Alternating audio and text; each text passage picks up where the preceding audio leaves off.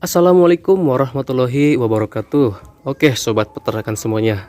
Kembali lagi semuanya di video saya, dan di video kali ini saya akan bercerita ya suka duka bisnis peternakan yang memang saya alami.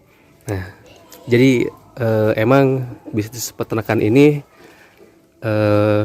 memang sangat menggiurkan ya apabila kita hitung di keuntungannya. Memang sangat menguntungkan, tetapi kita harus tahu juga apa kerugiannya gitu kan. Apalagi bagi seorang pemula pasti banyak sekali mengalami kerugian seperti saya pada memulai merintis peternakan ini. Jadi mungkin saya akan berbagi kisah ya, pengalaman saya ketika saya mengalami kerugian, ketika saya mengalami keuntungan dalam bisnis peternakan ini. Nah, mungkin saya akan bercerita dari kerugian dulu ya sobat semuanya. Jadi kita langsung aja ya.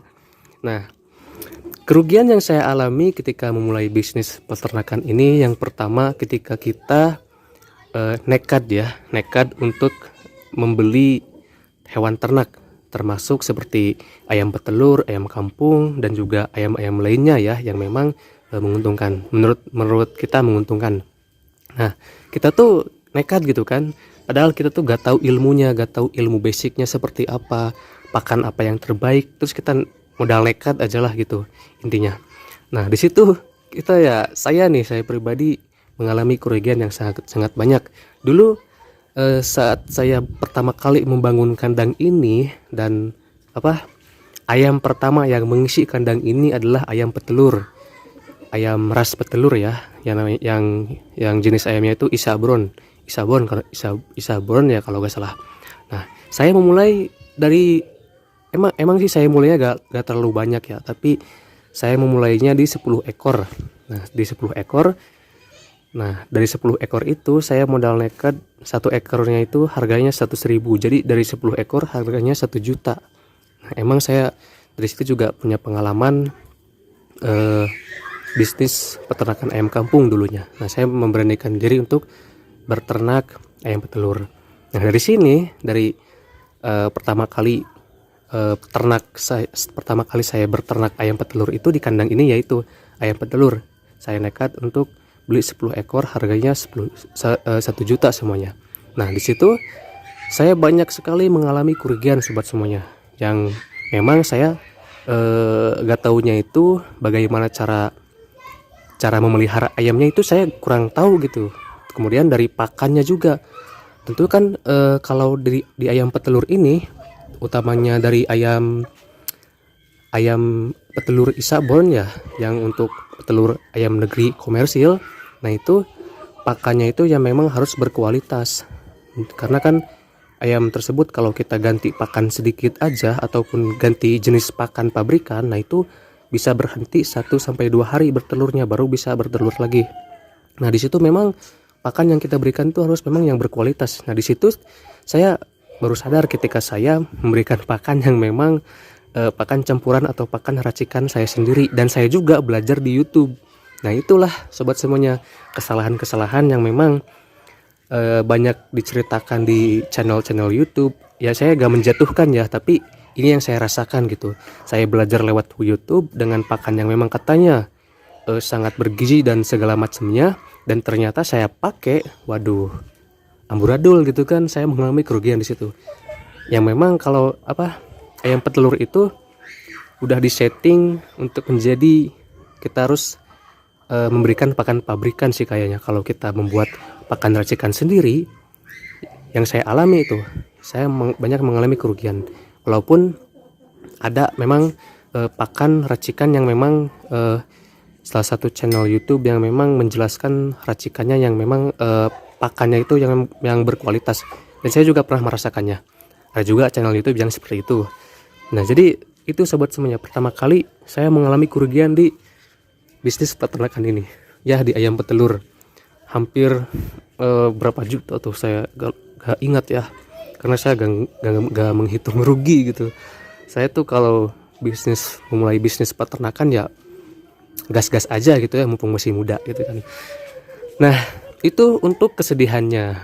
Jadi kata utamanya itu ketika memulai berternak ya, khususnya bagi seorang pemula, haruslah haruslah mengetahui ilmunya dulu, ilmu bisnis peternakannya juga. Intinya tuh cara memelihara yang baiknya itu seperti apa. Karena kan jenis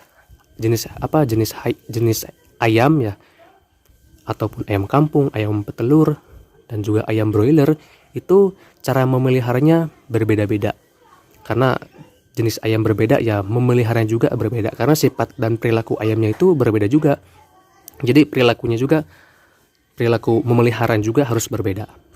Nah itu sobat semuanya, pertama kali saya mengalami kerugian yang sangat banyak itu di situ. Nah apa sih senangnya? Nah ini bagian yang paling menyenangkan. Nah senangnya itu ketika saya berternak ayam kampung, yang pertama kita kalau pingin punya makanan yang berprotein tinggi, tinggal berangkat ke kandang saja gitu, potong ayam satu, makan di rumah gitu kan. Nah itu enaknya. Kalau kita butuh pengen ayam kampung ataupun pengen makan daging, kita tinggal ke kandang saja. Itu enaknya di situ. Dan yang paling enaknya ketika kita memelihara dalam jumlah yang banyak, kemudian harga pasar yang lagi baik, pemasarannya yang memang bagus, ya di situ kita banyak mengalami keuntungan. Jadi hitungan saja sobat semuanya, jikalau kita memelihara satu box yang isinya 102 ekor, katakanlah ketika memelihara yang hidup itu 90 ekor. Nah itu kalau kita jual dengan harga per kilonya itu paling mahal lah atau paling murah lah 45.000, nah itu kita bisa untung 3 kali lipatnya dari harga beli satu box itu. Nah itu hitungannya dari satu box. Gimana kalau kita mulainya itu dari 5 box tuh, berapa keuntungannya coba? Lebih dari 10 juta ya itu untungnya. Nah sobat semuanya, banyak ya emang kita tahu bahwa bisnis peternakan ini sangat menguntungkan. Saya pribadi pernah merasakan keuntungannya. Jadi sobat semuanya yang ingin memulai bisnis peternakan, hati-hati kalau kita memulainya itu jangan asal-asalan aja, jangan asal nekat saja kayak saya tadi. Dan juga saya punya temennya, nah itu memulai bisnis peternakan di ayam broiler. Nah itu dia sampai jual mobil, sampai jual motornya untuk memulai bisnis ini. Jadi itu dia tuh ya udah beli bibitnya ya ayam broilernya, tapi dia kalah di pakan, dia kurang pakan, makanya itu dia jual mobil, jual motornya. Karena perhitungannya dia itu pakan segini cukup lah, tapi nyatanya enggak. Nah di situ kita harus hati-hati. Emang sih kerugiannya banyak sekali. Jadi kalau untung emang untung banyak, kalau rugi juga rugi banyak. Apalagi kalau bagi seorang pemula harus banyak-banyak belajar. Yang penting kita harus banyak dulu pengalaman. Bukan saya menasihati, tapi ini adalah yang saya alami gitu kan. Kerugian-kerugian yang saya pernah alami dan juga apa yang saya pernah lakukan, yang memang kita harus banyak pengalaman dalam pemeliharaan ataupun banyak-banyak belajarlah bagaimana cara kita memelihara ternak ini agar kita dapat merasakan keuntungannya. Dan juga intinya itu kita harus sering-sering tanya-tanya ya kepada peternak senior yang lain yang memang sudah jam terbangnya itu banyak sekali. Di situ kita mungkin bisa mengambil ilmunya. Nah jadi itu sobat semuanya, pengalaman dan suka sedihnya ya, suka dukanya dalam saya memulai bisnis peternakan ini.